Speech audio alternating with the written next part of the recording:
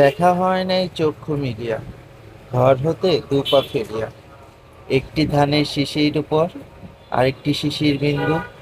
হ্যাঁ গাইস, আমরা আসলে অনেক কিছু মিস করে যাই জীবনে। কর্মব্যস্ততার খাতিরে আমরা ভুলেই যাই আমরাও মানুষ, আমাদেরও একটু আনন্দ উল্লাসের দরকার থাকে।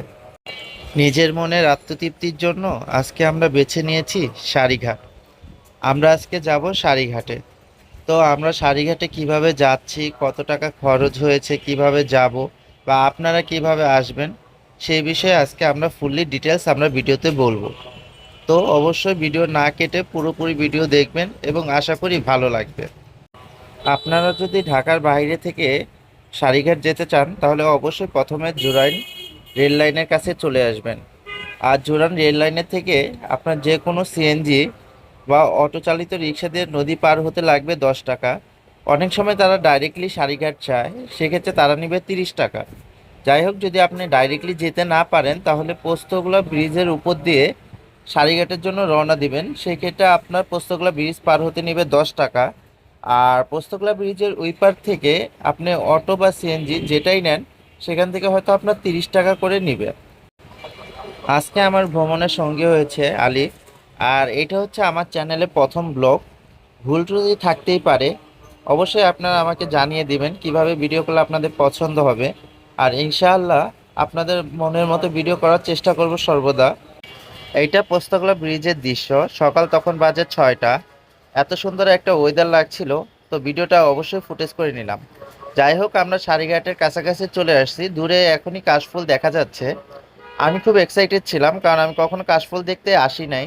সারিঘাটে যদিও অনেকবার আসা হয়েছে, কিন্তু কাশফুল দেখতে আমার আশাটা খুবই কম হয়েছে।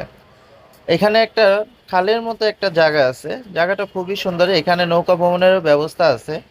আপনারা যদি ফ্যামিলি নিয়ে বা আপনার প্রিয় মানুষকে নিয়ে যদি আপনি নৌকা ভ্রমণ করতে চান, তাহলে এইখানে আপনি ঘন্টা প্রতি 100 থেকে 150 টাকা দিয়ে নৌকা ভ্রমণ করতে পারবেন। হুম। আরেকটা কথা, আপনারা যখন নৌকা ভ্রমণ করতে চাইবেন তখন অবশ্যই দরদাম করে নেবেন। কারণ হচ্ছে এখানে যদি আপনি দরদাম না করেন তাহলে আপনি ঠকে যাওয়ার ভয় থাকে সব থেকে বেশি। এখানে পাশে খাল যেটা আছে সেখানে অনেকে মাছ ধরে। তো দূরে একটা কাকা মাছ ধরছিল। আমি ভিডিওটা ক্যাপচার করতে একদমই ভুল করিনি। খুব মনোরম একটা দৃশ্য লাগছিল। ঢাকার পাশে এত সুন্দর একটা দৃশ্য দেখতে পাবো কখনো কল্পনাও করিনি।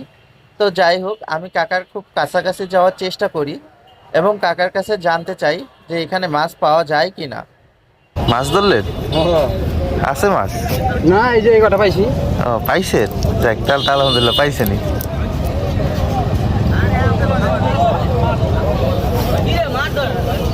গেছে গাও দুই গেরা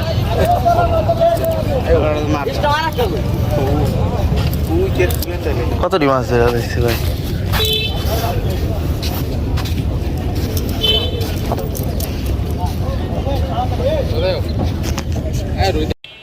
এখানে অনেক রং বেরঙের নৌকা আছে। আর এখানে যে পরিবেশটা আছে এটা আপনাকে গ্রামের একটা ভাইব দিবে। আর আমি এই ক্যাপচারটা তুলতেও ভুল করিনি।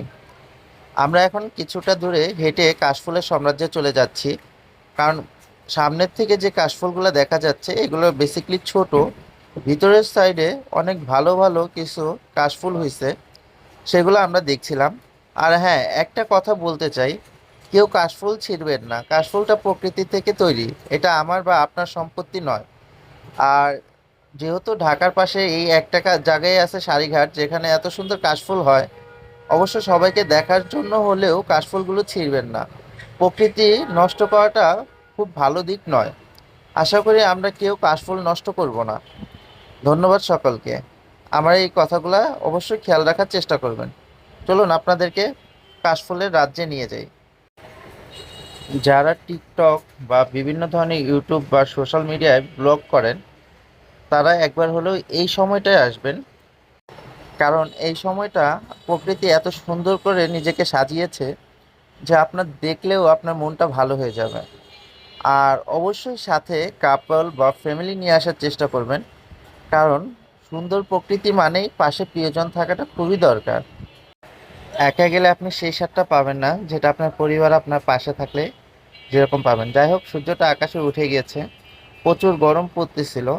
আমি কিছু সুন্দর সুন্দর ফুটেজ নেওয়ার চেষ্টা করেছি। ফুটেজগুলো নিয়ে আমি সোজা আবার বাড়ির দিকে রওনা দিচ্ছিলাম। অবশ্যই যারা ঢাকার পাশে আছেন তারা অবশ্যই একবার এসে ঘুরে যাবেন। আশা করি আপনারা হতাশ হবেন না। আরেকটি কথা, প্রচণ্ড গরম বাইরে। এই গরমের মাঝে বিভিন্ন ধরনের পোকামাকড়, সাপ পানি থেকে উপরে চলে আসে। অবশ্যই যারা কাশফুল দেখতে আসবেন তারা একটু সাবধানে থাকবেন, কারণ সাবধানতার মান নেই।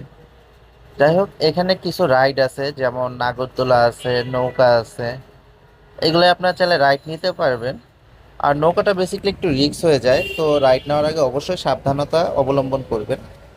এখানে যে প্রকৃতির পরিবেশটা আছে আপনাকে কিছু সময় আটকে রাখার জন্য যথেষ্ট। আর এখানে অনেক মানুষ খেলতেও আসে সকালবেলা। আপনারা চাইলে ব্যাট বল নিয়ে আসতে পারেন বা ফুটবল নিয়ে আসতে পারেন, এখানে কিছু সময় আপনারা ফ্যামিলির সাথে খেলাধুলাও করতে পারবেন। ধন্যবাদ, কথা আর বাড়াবো না, ভিডিওটা আজকে এই পর্যন্তই। ভালো থাকবেন, সকলের শরীরের সুস্থতা কামনা করছি। আসসালামু আলাইকুম আ রহমতুল্লাহি ওয়া বারাকাতুহু।